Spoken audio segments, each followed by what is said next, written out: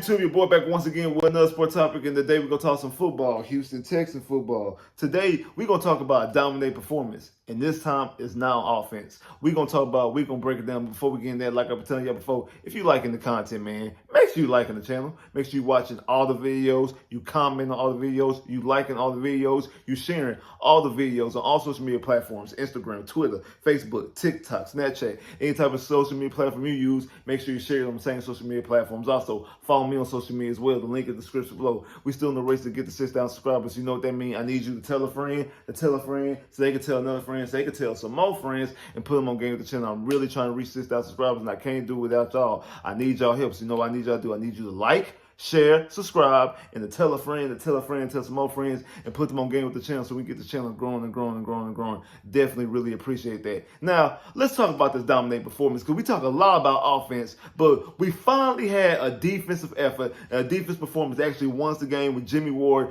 catching that pick at the end of the game in the end zone to seal the game and able to beat the Denver Broncos. But the player of the game is cornerback Derek Stingley Jr., who had a phenomenal game. I mean, top-tier game. And he should win Defensive Player of the Week, by the way. He should win Defensive Player of the Week, but we're going to talk about that in a minute. But I don't think people realize exactly what type of game he had. I know we know about the two picks, but also he had 2 more pass deflections. So he had 4 pass deflections, all pass breakers, however you want to call it. Same thing, tomato. He had 4 pass breakers, 4 pass deflections, however you want to call it. He also gave up no catches allowed, which means no yards allowed, which means an average rating of 0.0 against him.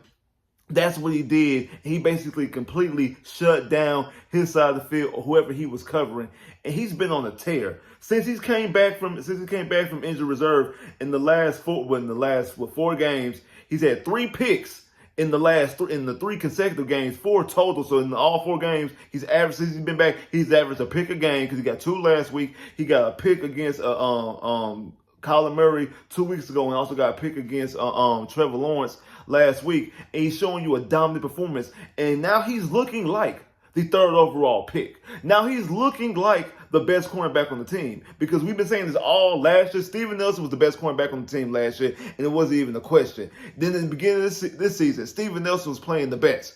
When Derek Stingley came back last week against the Jacksonville Jaguars, that's when he stepped up. Even though he had the pick against Arizona, that's when he stepped up last week against the Jacksonville Jaguars, that he was playing the best cornerback on that field. Him and Steven Nelson with only DBs in last week game against Jacksonville that actually played well. And Steven Nelson still has some up and down games. That was Derek Stingley's best game, was against the Jacksonville Jaguars. Up until this past Sunday against the Denver Broncos, when he went on complete Darrelle Revis shutdown mode, and ain't nobody getting over here. You're not throwing on Stingley Island, that type of stuff. You put your receiver over here on my side, it's a wrap. It's locked down. It's 24-hour lockdown. He not getting nothing. I'ma even bait you and make you think that your receiver's open, Courtland Sutton. I'ma make you think Courtland Sutton open. I'ma come around the corner and pluck that ball right out the air, and it's over. And I have the football. That's how good he's playing. And he's last week's game against the Denver Broncos, he played it at an elite cornerback level. The way he's able to turn the football over, flip field position, get the football over into the offense hands. We was able to get a touchdown last week against Jacksonville after his interception. After his first interception, we was able to get a touchdown that one. We weren't able to capitalize off his second interception, but he put the team in a situation where he was taking over a game. Him and Will Anderson, respectively, on the defensive end. But Derek Stingley had a phenomenal game. It actually looked like an actual shut-down corner. And he's playing the best. And that's what we've been asking for. That's the game that we needed from Derek Stingley. That's the type of game we need, because we seen last year how Sauce Gardner led the league and pass deflections, and also he led the league in quarterback ratings thrown his way, pass percentage thrown his way, completions thrown his way. Like he was in top 5 or led the league in all those categories. He didn't get a lot of interceptions. I think he only had 1 or 2 interceptions he got last year. He didn't get that many interceptions, but that's what he was doing, and that's what made him an all-pro and ended up making him Defensive Rookie of the Year. But with Derek Stingley, he can take the football away. That was the difference between him and Stingley. I mean, that was the difference between Stingley and Sauce in the draft. because Sauce was a good corner. I think he didn't give up no touchdowns when he was when he was in college. But Derek Stingley made plays after plays. People talk about that LSU team, the Joe Burrow and Jamar Chase and Jettas and went to the national championship and won the game. A lot of people, and you can ask some LSU fans, not just people who watch, not just the national media or people who didn't really watch LSU. They're all gonna tell you, okay, it was Jamar Chase, it was Joe Burrow. But if you ask actual LSU fans, they will sit up here and tell you Derek Stingley might have been the best player on that team.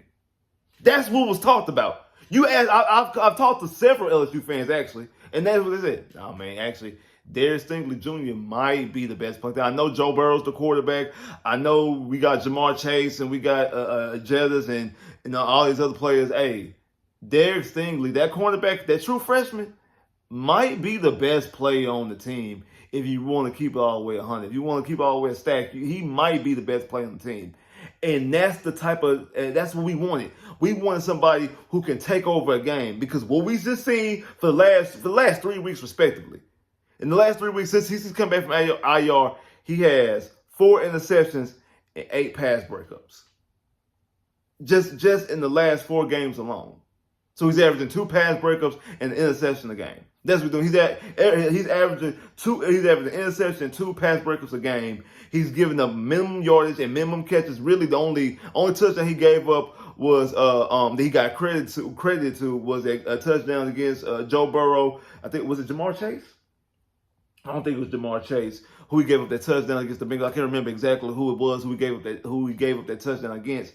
But that was his first game back. And I said then, to me, it didn't look like he was all the way healthy yet. I felt like they kind of rushed him. But I feel like now, sitting back thinking about it and watching how he's played the 3 weeks after that, he needed that game to go out there. He needed to go ahead and go out there and knock that rust off. Unfortunately, it was against Joe Burrow and the Cincinnati Bengals and those type of receivers. But then again, thinking about one, you still came away with the win, and he didn't play too bad, but it was enough to knock some of that rust off, because we seen how he was able to make that play against Arizona, how he made that interception then. Now, he kind of was right at the right place at the right time last week against Trevor Lawrence and the Jacksonville Jaguars when the ball kind of tipped his way. He was kind of the right place in the right time. But this past game here, that was completely all Derek Stingley, and that's why I said he needs to be Defensive Player of the Week. I think old boy from Miami, the linebacker from Miami ended up getting a pick 6, so that might end up with helping because he did get a touchdown, but he only got 1 interception. Derek Stingley got 2 interceptions, allowed no catches, which means he allowed no yards, and had 2 other key pass breakups.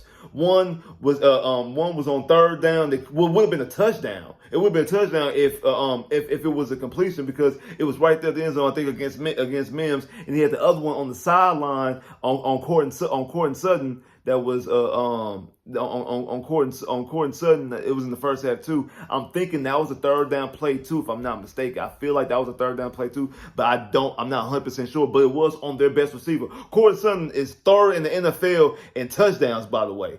And you were able to stop him multiple times when Derek Stingley was on his side. And then on that last play with Jimmy Ward, even though Jonathan Gennard got the pressure. Jonathan Gennard got the pressure, and Russell Wilson was just throwing the football up, and ended up going to Denzel Ward. I mean, not Denzel Ward. I'm sorry, Jimmy Ward. And end up going to Jimmy Ward. It's because he wasn't going to look nowhere near on Stingley's side. He was going to throw. I'm not throwing towards 24. He took 2 passes already. I'm not throwing. No, I am no longer throwing towards 24. And that's kind of the thing that you might have to take up now. Okay, so now teams are starting now. Okay, hey, we got to respect Derek Stingley, because we throw in his direction. We throw in his direction. He's gonna catch an interception. He's gonna make a play on the football, because before he wasn't making any plays in Lovie Smith's defense. He was doing his job. He didn't give him no touchdowns last year, and the whole narrative about Derek Stingley, that he didn't show, that he is mediocre. He doesn't play when he's hurt. He doesn't play hurt, and also that he does. Then when he does play, he's not that good on the field. Was just idiotic. I never understood that, because bro last year messed up his elbow, went back, got a sleeve, and came back there and played again. Fell on the gill and almost got hurt, got knocked out the game then, but continuously played. He ended up putting the brace on his arm, like the little J.J. Watt brace on his arm, and played throughout the rest of the season up until I think it was his hamstring. We ended up taking him out for the season. And I do think some of why you didn't play him last year because you knew that season was a wash. You were getting ready for the draft. There was no reason to go out there and have him do any more risk or damage to his hamstring because he did have injury concerns in college. That's part of the reason why he didn't play. That's part of the reason why he played the few games he played his last 2 years at LSU was because of injuries. He had a dominant freshman campaign. His sophomore and junior year, he missed a lot of time with injuries and surgeries and things like that. So you kind of wanted to be a little bit cautious, but you knew the type of athletic ability he had. You knew the type of capability he had coming from a cornerback position. So you wanted to be careful, and there was no reason to put him out there against that, to put him out there on that team last year when you're worrying about to win the football games. And this year, I think it was a little bit unfortunate that he got hurt early on, and it took him to put him on IR, and we really didn't get any information. We just, he's dealing with a hamstring issue. We didn't get any real information about it. It was kind of wishy-washy, understanding. Again, we were all frustrated, me included. I'm not going to sit back like I wasn't frustrated. I was definitely frustrated. And I said, it didn't seem like a good look, especially when you had Sauce Gardner the previous year in the win defensive rookie year. Now, this year, Sauce Gardner has took a sophomore slump. He's taken a huge step back. He's not playing up to the level of play he was playing last year, and he's not taking the football away. And Derek Stingley's come into the picture after missing, I forgot how many weeks he's missed, come back in the last 4 games and look like the number 3rd overall pick. Because if you draft a DB, any DB, cornerback, safety, whatever, you draft a DB in the top 5 of the draft, he has to be a game changer. He has to be a complete shutdown corner. You throw the football on my side, either it's going to be on the ground or I'm taking it the other way. That's what it's going to be. You throw on my side, there's not going to be any completions. Your quarterback is going to look trash. Your receiver's going to look lost throwing on my side. Don't do it. Don't do it, bro. Don't do it. That's what you get when you draft any DB in the top 5 of the draft. And that's what you're getting out of Derek Stingley right now. This level of football is playing that. And the thing is, I kind of hate it for him. Not hate it for him. That's the wrong word. I kind of, if he would have played more this season, I think he would probably get any more accolades as it goes on. We could be talking about potential all pros and Pro Bowl caliber seasons and things like that. Kind of late in the season, might not get the recognition. He might probably get, like I said, he should get Defensive Player of the Week this week. If he keeps playing at this level, should get Defensive Player of the Month, depending on how the rest of the NFL goes and the AFC goes and things like that. So he should be able to get Defensive Player of the Week, possibly able to get Defensive Player of the Month. Now, probably as far as year accolades, it's going to be tough for him to get, all pros and things like that because he missed a lot of the season.